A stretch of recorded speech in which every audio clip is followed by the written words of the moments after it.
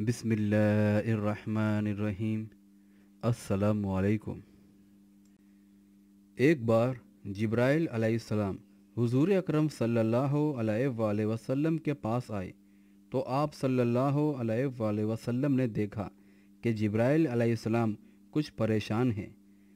آپ نے فرمایا، جبرائیل کیا معاملہ ہے کہ آج میں آپ کو غمزدہ دیکھ رہا ہوں؟ جبرائیل علیہ السلام نے عرض کی، اے محبوب، کل میں اللہ پاک کے حکم سے جہنم کا نظارہ کر کے آیا ہوں۔ اس کو دیکھنے سے مجھ پہ غم کے آثار نمودار ہوئے ہیں۔ نبی کریم صلی اللہ علیہ وآلہ وسلم نے فرمایا، جبرائیل مجھے بھی جہنم کے حالات بتاؤ۔ جبرائیل علیہ السلام نے عرض کی، جہنم کے کل 7 درجے ہیں۔ ان میں جو سب سے نیچے والا درجہ ہے، اللہ تعالیٰ اس میں منافقوں کو رکھے گا، اور اس سے اوپر والے 6 درجے میں اللہ تعالیٰ مشرک لوگوں کو ڈالیں گے، اور اس سے اوپر 5ویں درجے میں اللہ تعالیٰ سورج اور چاند کی پرستش کرنے والوں کو ڈالیں گے، اور 4 درجے میں اللہ پاک آتش پرست لوگوں کو ڈالیں گے، اور 3 درجے میں اللہ پاک یہود کو ڈالیں گے، اور دوسرے درجے میں اللہ تعالیٰ عیسائیوں کو ڈالیں گے۔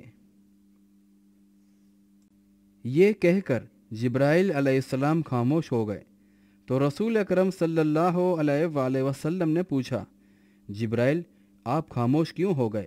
مجھے بتاؤ کہ پہلے درجے میں کون ہوگا؟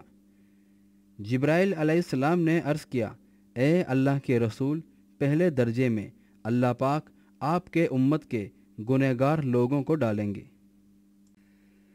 جب نبی کریم صلی اللہ علیہ وآلہ وسلم نے یہ سنا کہ میری امت کو بھی جہنم میں ڈالا جائے گا تو آپ بے حد غمگین ہوئے، اور آپ نے اللہ تعالیٰ کے حضور دعا کرنا شروع کی۔ 3 دن ایسے گزارے کہ اللہ کے محبوب مسجد میں نماز پڑھنے کے لیے تشریف لاتے، نماز پڑھ کے حجرے میں تشریف لے جاتے، اور دروازہ بند کر کے اللہ کے حضور رو رو کر فریاد کرتے۔ صحابہ رضی اللہ تعالیٰ عنہ حیران تھے کہ یہ نبی اکرم صلی اللہ علیہ وآلہ وسلم پہ کیسی کیفیت طاری ہوئی ہے کہ مسجد سے حجرے جاتے ہیں، گھر بھی تشریف لے کر نہیں جا رہے ہیں۔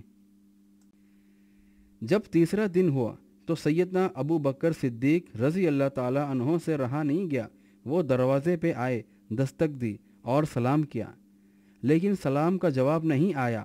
آپ روتے ہوئے سیدنا عمر کے پاس آئے اور فرمایا کہ میں نے سلام کیا لیکن سلام کا جواب نہیں پایا، لہٰذا آپ جائیں، آپ کو ہو سکتا ہے سلام کا جواب مل جائے۔